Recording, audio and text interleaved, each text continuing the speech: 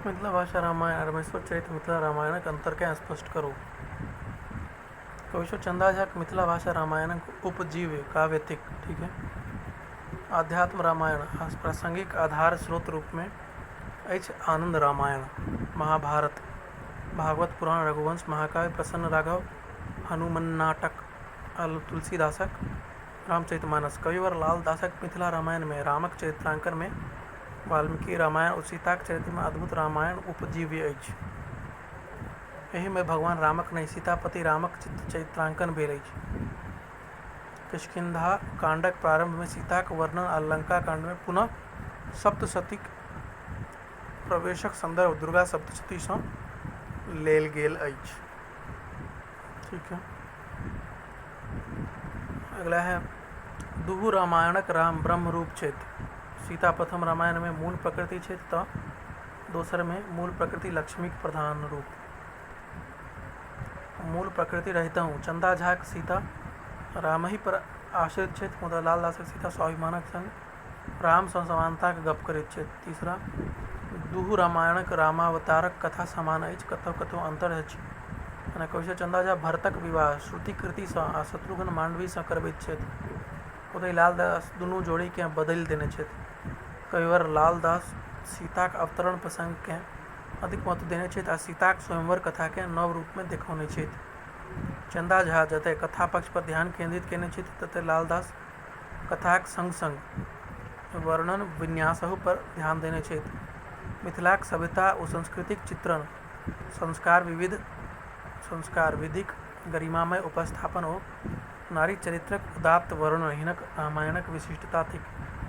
कविश्वरक रामायण 5वां पॉइंट है 7 कांड में विभक्त अछि आ कांडक अतिरिक्त अध्यायों में विभक्त अछि, जखन कि कविवरक रामायण 8 कांड में विभक्त अछि। 8वां कांडक नाम पुष्कर कांड अछि आ लाल दास अपन रामायण के अध्याय में विभक्त नहीं कयने छथि। चंदा झा जतय कथा पक्ष पर ध्यान केंद्रित कयने छथि, ततय लाल दास कथा संग संग वर्णन विन्यासहु पर ध्यान देने छथि। मिथिलाक सभ्यता ओ संस्कृति चित्रण, संस्कार विधिक गरिमामय उपस्थापन और नारी चरित्रक उदात्त वर्णन हुनक रामायणक विशिष्टता थिक। कविश्वर रामायणक भाषा अधिक प्रांजल, अधिक सजीव, स्वाभाविक, सरल, स्पष्ट और लौकिक कहबी सँ पुष्ट अछि। कविवरक रामायण में ओहन भाषाक प्रयोग भेल अछि जेहन साधारण लोक बजैत अछि। ओ तत्सम शब्दक स्थान में तद्भव शब्दक प्रयोग करैत छथि, जाहि सँ ठाम ठाम शब्द सब बेसी तोड़ल बुझि पड़ैत अछि। वाक्य विन्यास में ठाम ठाम प्रसाद गुण ओझरा गेल अछि। एहि दृष्टिएँ भाषा में ओ प्रवाह नहीं अछि जे कविश्वर रामायण में अछि। हिनक भाषा भाव प्रधान, प्रवाह विहीन, ओतेक ललित आ मर्मस्पर्शी नहीं भेल अछि। कविश्वर चंदा झा तत्सम शब्दक संग संग ठेठ शब्दक प्रयोग सँ चमत्कार उत्पन्न कय दैत छथि। चंदा झाक रामायण में भाव पक्ष आ कला पक्ष में समन्वय अछि। दुनू समानांतर रूपें चलैत अछि, किंतु लाल दास में कखनो भाव पक्ष आगाँ बढ़ि जाइत अछि तऽ कखनो कला पक्ष।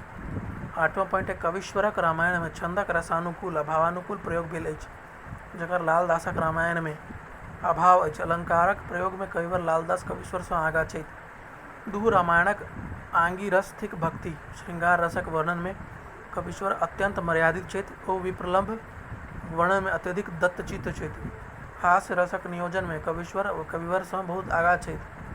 रौद्र रसक वर्णन में कविवर लालदास किछु बढ़ि गेल छथि। कविश्वर आ लाल दास अपन अपन रामायण में क्रमशः रामोपाख्यान आ सीतोपाख्यानक वृहत विश्लेषण कयने छथि। चंदा झाक रामायण वैष्णव ग्रंथ बुझि पड़ैत अछि आ लाल दासक रामायण शाक्त ग्रंथ। डॉक्टर जयकांत मिश्रक अनुसारे the excellence of Chanda Jha's work becomes more striking when placed beside this work.